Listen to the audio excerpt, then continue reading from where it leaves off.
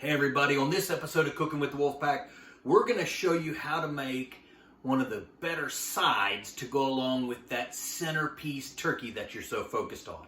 Sides to me are just as important as that bird, and I love green beans and corn and mashed potatoes, but I love a good sweet potato casserole.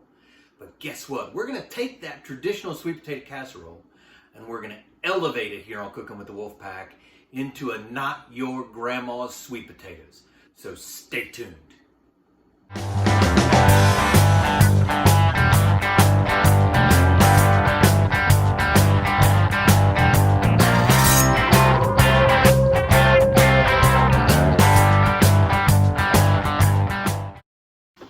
All right, everybody, we're back on Cooking with the Wolfpack, and we are doing our mise en place for our not your grandma's sweet potatoes. So what I'm doing here is taking a sweet potato and I'm cutting it into slices about 3/4 of an inch thick. Now many of you are probably wondering, what's the difference between a sweet potato and a yam? That's a great question. See, a yam kind of has that dark starchy flesh. It's got a dark bark-like skin and it's kind of whitish on the inside. It's really a root, right? Even though potatoes are considered root vegetables because they're in the ground. But sweet potato is going to be a moist, or most of the time orangey flesh, although they make like white and purple sweet potatoes now. But it's going to be kind of slick in appearance, kind of reddish orange on the outside, kind of slicker in appearance. So make sure you get sweet potatoes, not yams. Sweet potatoes, not yams. All right, so I'm going to cut this into coins or slices, about 3/4 of an inch thick. Be careful of your fingers. We don't want anybody making an emergency room visit during this Thanksgiving holiday. So we have our sweet potato slices. I got my cast iron pan ready to go. We're going to move over to the stove here in just a minute. But I'm going to mix together kind of this liquid gold that's going to go over top of these that you'll see. So I've got a 1/2 cup of vegetable stock. Now, you can use chicken stock if you want, but vegetable stock has a really fantastic umami flavor. So I really suggest using the vegetable stock. I have 2 tablespoons of maple syrup. Yes, it's fall. That means maple syrup time. Add that into the vegetable broth, vegetable stock. I have 1 tablespoon of orange juice. Just a layer of flavor, right? Vegetable stock, orange juice, maple syrup, and then since that's all kind of sweet, about a 1/4 teaspoon of cayenne pepper, 1/4 to a 1/2, whatever floats your boat there. Little sprinkle of salt, little sprinkle of pepper. This little concoction alone has incredible flavor to it. It's going to be a little bit. Got a little bite to it because of the cayenne, a little bit sweet because of the maple. It's going to pair great with our sweet potatoes. So now that I've got this done, our mise en place is ready to go. Let's move over to the stove. All right, so we've got our cast iron skillet here. If you don't have a cast iron skillet, you just want something that will go into the oven, so that's oven safe. So I like to use the cast iron. It's nice and hot. I'm going over medium-high heat. I have preheated my oven to 400. I'm dropping a 1/2 stick of butter, which is the equivalent of about 4 tablespoons. And then I'm going to add 2 tablespoons of olive oil to that. You're adding nice flavor to all of this. So I'm going to let that kind of melt down a little bit. You want it to be kind of a pool. You want it to be pretty thick, right? Pretty deep. You're not deep frying in butter by any means. Although, God, doesn't that sound good? Deep frying in butter. So we're going to let that melt down. Medium-high heat. I'm going to take my slices of sweet potato and I'm going to lay them in the pan like so. That one's a little thin. That one's pretty good. That one's pretty good. I don't know if I can squeeze him in the middle or not. That's okay, we'll put him right on top of the butter like that. So, I got my sweet potatoes in the pan. I'm gonna just dust them a little bit with some pepper.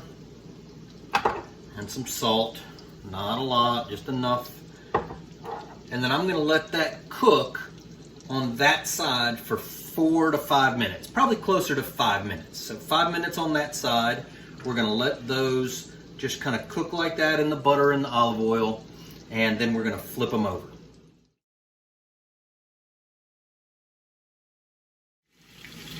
All right, so it's been about 5 minutes. We're just gonna flip these little guys over. You can see they're starting to just crisp up a little bit. What this is doing is just kind of setting the outside so they're a little bit nice and crunchy and crispy on the outside. So next step, remember this is not your grandma's, your mom's, your daddy's sweet potatoes, but these are going to be absolutely bomb diggity. So now you're gonna take this liquid concoction that we made and we're gonna add it to the pan, just like that.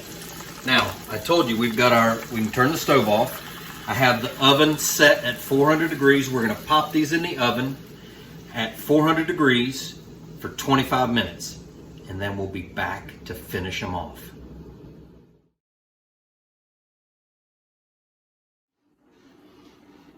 All right, we have just pulled our sweet potatoes out of the oven. So what we're gonna do now is we're gonna take some marshmallows and we are going to cut them in half. We're going to place 1/2 of each marshmallow on top of the sweet potatoes.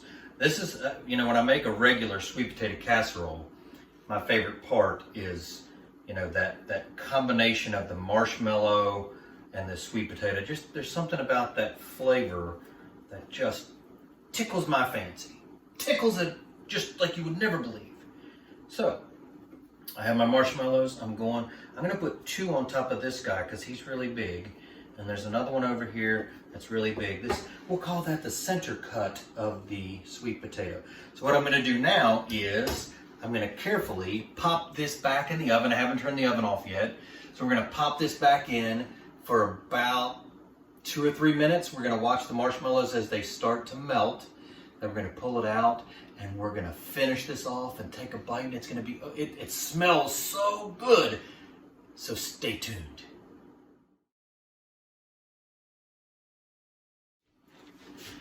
All right, so we just took the not your grandma's sweet potatoes.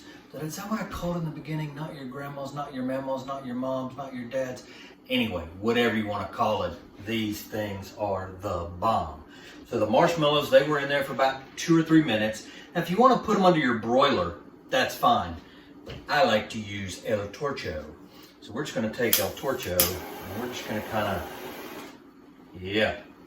almost like toasting marshmallows. Going to stay away from it a little bit. We just want to brown the top and melt them just a little bit more.